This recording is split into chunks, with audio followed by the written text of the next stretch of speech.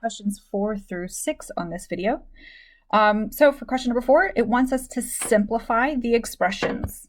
All right, so simplify, meaning we're just reducing it down. We call it an expression because there is no equal sign. Okay, so we're not solving for anything. We're just working the problem down. All right, so at the very first one, we have 6x plus 4x. And then we have an 8 and a 2 that go together. So when I go to write my answer, 6x plus 4x is going to be 10x. And 8 minus 2 is plus 6. All right, for part B. All right, I take a look at my equation and I know that I have some parentheses that I know I'm going to have to distribute that negative sign into. So I'm not doing anything with the 6x plus 8, so I'm just going to bring it over. So 6x plus 8. Now, a lot of you make a mistake because you skip this particular step. We know that we have to distribute the negative, so I'm going to make sure I write out that that is a negative 4x now, and that is a positive 2. So now I'm going to look for my like terms. I have a 6x and a 4x, 8 and a 2. 6x minus 4x is 2x. And then 8 plus 2 is 10. All right, for part C, I'm going to teach this to you in 2 ways because some of you like it the first way, some of you like it the second way. All right, so the very first thing I do is I know I'm going to take that 6x and I'm going to distribute the 6x and the 8x separately. So 6x times 4x is going to be a 24x squared. 6x times a negative 2 makes that a negative 12x. Now I'm going to work on distributing that 8. All right, so I have 8 times 4x is going to give me a plus 32x. And then 8 times negative 2 makes that a minus 16. Now I go about combining my like terms. I have nothing that goes with that 24x squared, so he just comes out. I have a negative 12x and a positive 32. That gives me a plus 20x. And then that negative 16, he has nothing that goes with him, so he just comes out to the side.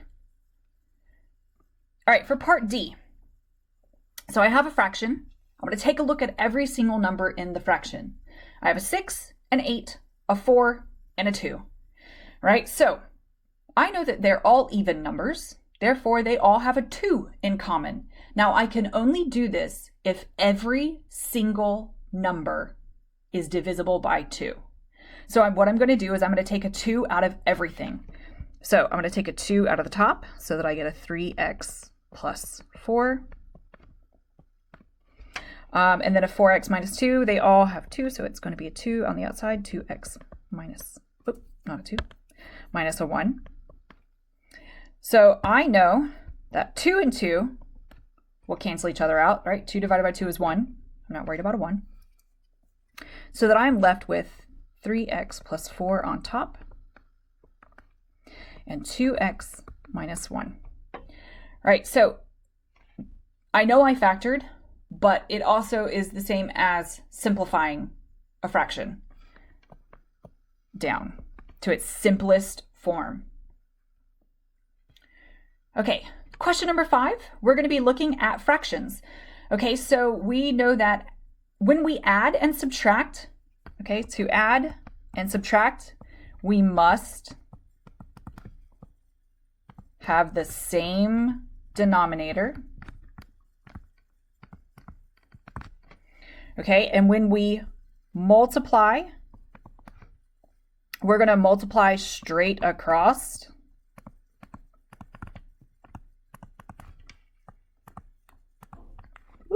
Across.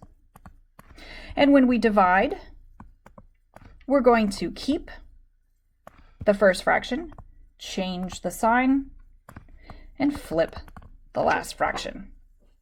Okay, so looking at A, we look at our denominator first. We have an x and an x. They are exactly the same. That means that I can just take it and make it into one fraction so that I get 6 plus 18 over a common denominator of x.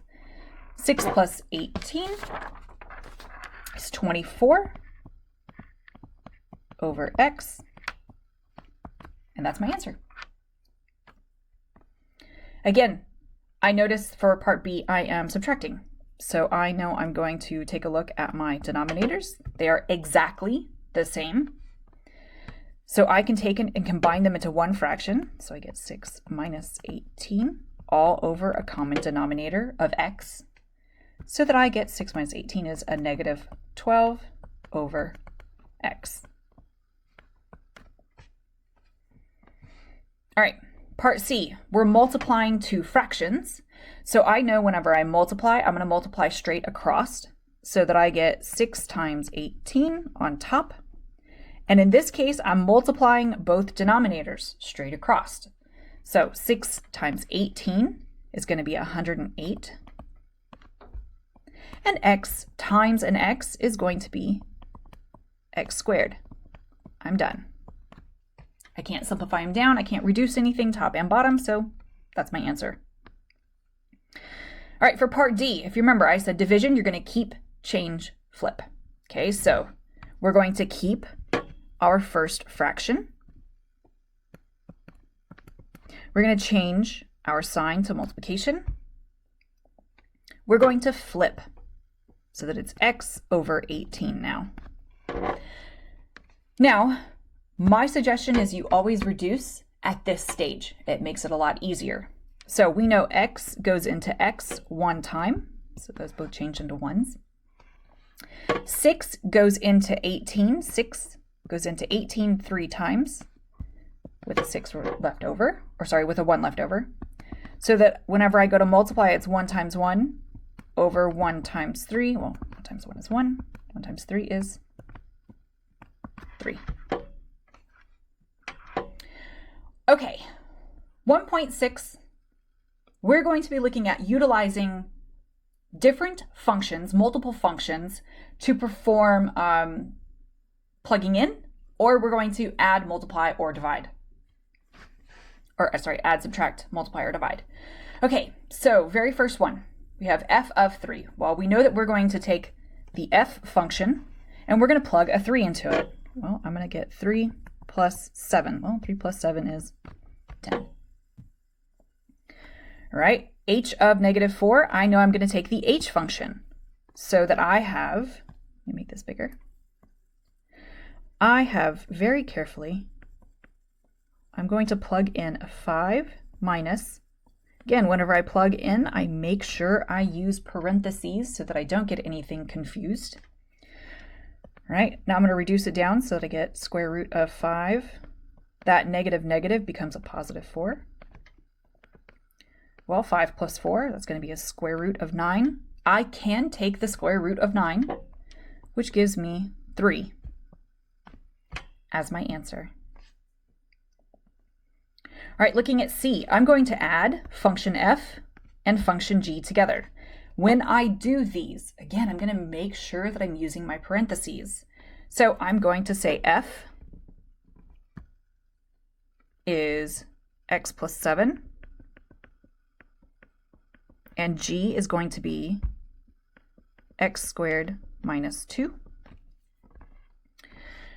All right, so that plus isn't going to change anything about our functions, but I want to be in the habit of making sure that I'm using parentheses because it will come in handy whenever you are doing subtraction of these two functions. So I'm going to just take and combine like terms. I know that I have an x squared that doesn't go with anybody else. That x is by himself as well. And then 7 minus 2 is going to be a 5. All right, for D, I'm going to subtract function f and function p.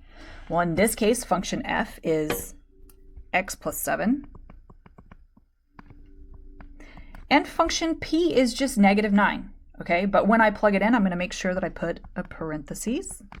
So this is f minus p. All right, when I do the math, I get x plus 7.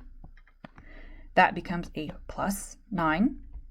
So x plus 7 plus 9 becomes x plus 16. All right, looking at E.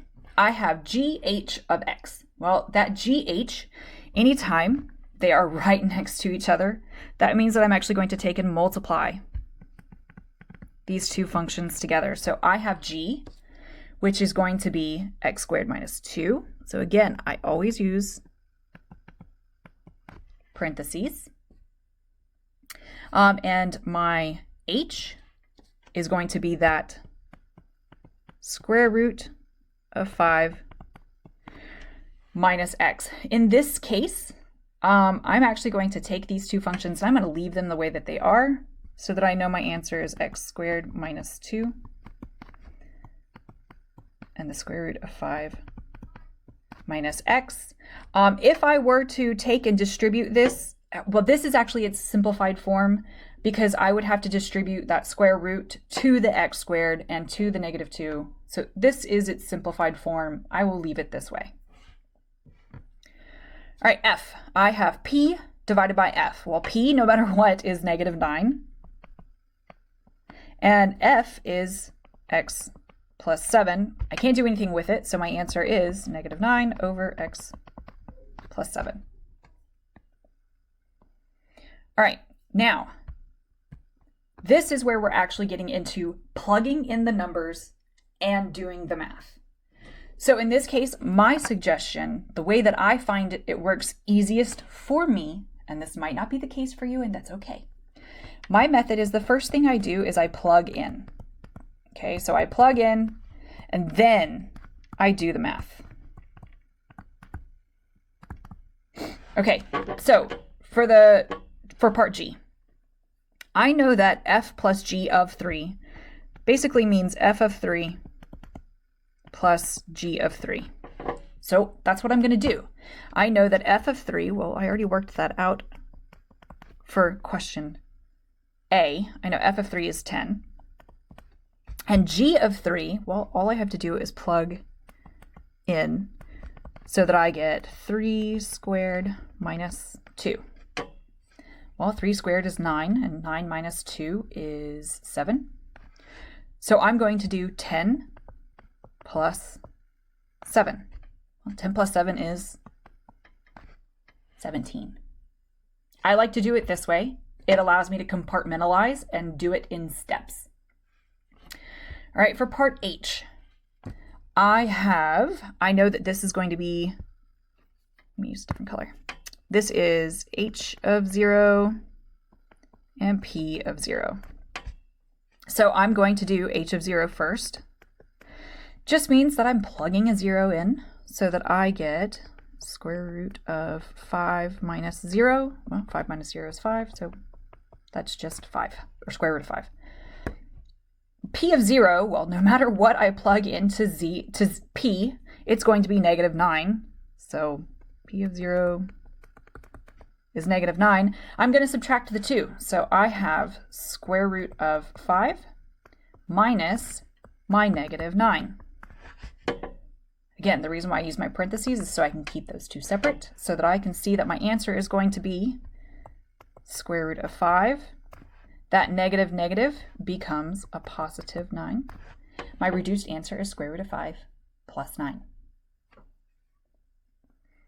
All right, for I have g of h of negative 2. So that means I'm going to do g of negative 2 times h of negative 2. Well, I'm just plugging them in. So g is x squared minus 2. So g of negative 2 is negative 2 squared minus 2. Negative 2 squared is a 4 minus 2, which gives me a 2. And h of negative 2 is the square root of 5 minus a negative 2. Let me zoom in for you guys. That negative becomes a positive, so I'm going to add them together so that I get square root of 7. Now remember, I'm multiplying these two things together, so that's 2 times a square root of 7. Well, I cannot combine those two things because they're not like terms. So I know that it's an answer of 2 square root of 7. Now, this is where we're taking functions and we're plugging those functions into each other. Okay, so the easiest way that I can do this is you work from right to left. You kind of go in reverse. So you're going to take f and you're going to plug him into g. So we're going to take function f. Sorry, guys. We're going to take function f and we're going to replace him where the x is located in g. Now the way this looks is I have x squared minus 2, and instead of that x squared, I'm going to put x plus 7 squared minus 2. So I plugged f into the g, and now I know that x plus 7 squared, whenever I multiply it out, I get x squared plus a 14x plus 49. And then minus 2 at the end. So my answer becomes x squared plus 14x plus 47. If you do not know that this is the same as saying x plus 7 times x plus 7, you can multiply that out. I like to do something very simple. It's square multiply square.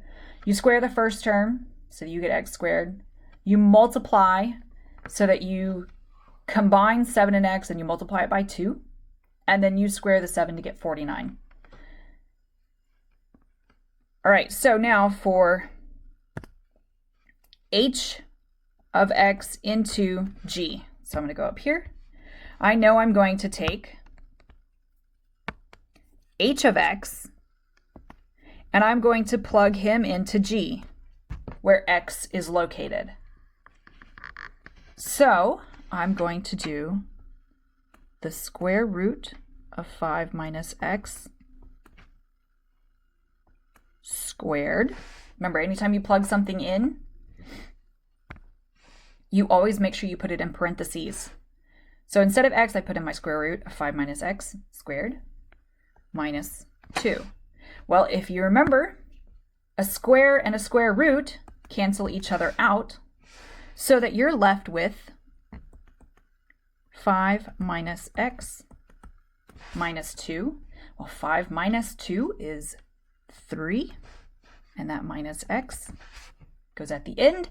This can also be written as negative x plus 3. Both are technically correct. We just tend to like to start our answers with positive numbers. Okay, looking at the very last one. All right, I have f of 0 into p.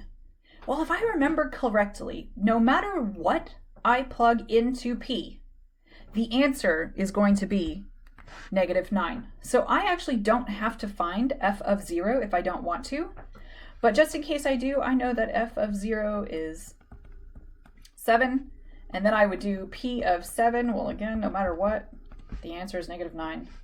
But if I paid very close attention to my equation or to my problem whenever I was reading it the first time, I knew that p of everything and anything is negative 9.